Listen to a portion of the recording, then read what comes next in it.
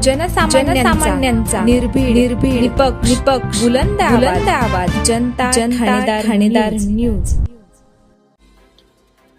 संगमनेर तालुक्यातील दत्तराम सरकार बोंधू गडगेबाबा प्रकरण तापले।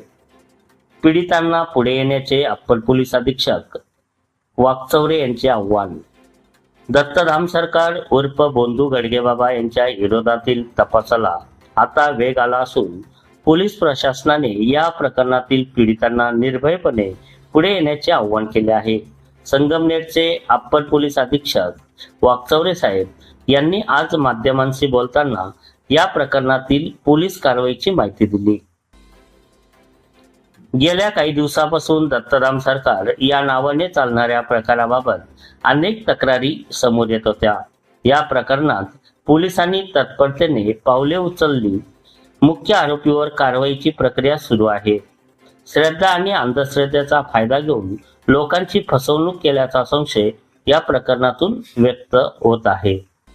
जनता ठाणेदार न्यूज रिपोर्ट रामा लोखंडे, संगमनेर। यामध्ये वडगाव पाण्यातील जो बोंधू बाबा आहे गडगे याच्या विरुद्ध संगमनेर तालुका पोलीस स्टेशनला फसवणूक अर्थात 420 गुन्हा, त्याशिवाय महाराष्ट्र जादूटोणा विरोधी अधिनियमाखाली गुन्हा दाखल केलेला आहे। यामध्ये 2 आरोपी आता सध्या अटक आहे, राजेंद्र गडगे आणि मधुकर शिंदे।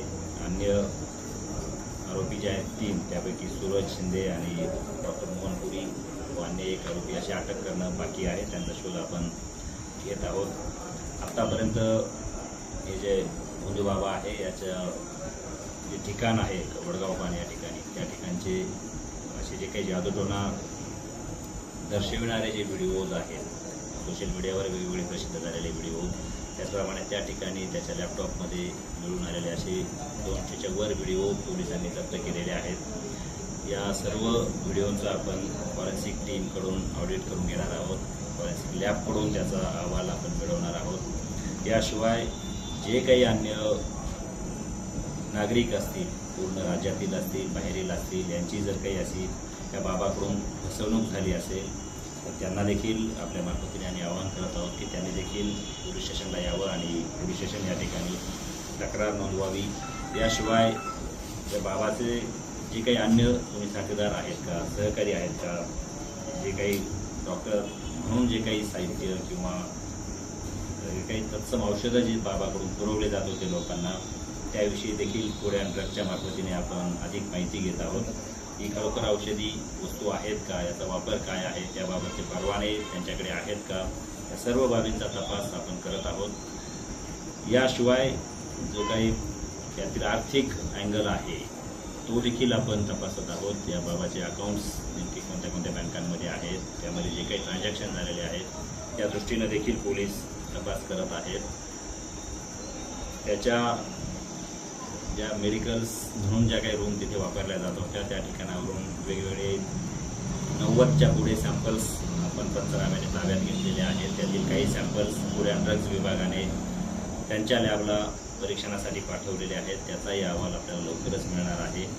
ओव्हरऑल या प्रकरणामध्ये संगमनेर पोलीस अतिशय गांभीर्यानं तपास करत आहेत। नागरिकांना देखील आमचं आवाहन आहे की जर या बाबाकडून असे काही कोणी फसवले गेले असतील, आर्थिकदृष्ट्या फसवले गेले असतील किंवा कोणी महिला असतील त्यांचीही काही वेगवेगळ्या पद्धतीनं शोषण झालं असेल तर या सर्वांनी तालुका पोलीस स्टेशन, संगमनेर तालुका पोलीस स्टेशन या ठिकाणी यावं, जेणेकरून आणखी असे काही गैरप्रकार असतील तर ते उघडकीस येतील। सर, या संदर्भात बाबाच्या आतापर्यंत जो काही बाबाची पोलीस कोठडी आपल्याला मिळालेली आहे, या आरोपीची पोलीस कोठडी मिळालेली आहे, त्यामध्ये जो तपास आपण केला त्यामध्ये एकंदरीत संगमनेर तालुका व परिसरातील 13 प्रॉपर्टीज त्यांनी खरेदी केल्याच्या दिसून आलेल्या आहेत गेल्या काही वर्षांमध्ये। त्यासुद्धा ज्यांच्याकडून खरेदी केल्या आहेत त्यांचे देखील आपण जबाब आपण नोंदवणार आहोत। अन्यही काही प्रॉपर्टीज बाबत जे काही सब रजिस्ट्रार कार्यालय आहेत त्यांच्याकडून आपण माहिती मिळवण्याचं काम तपासामध्ये सुरू आहे।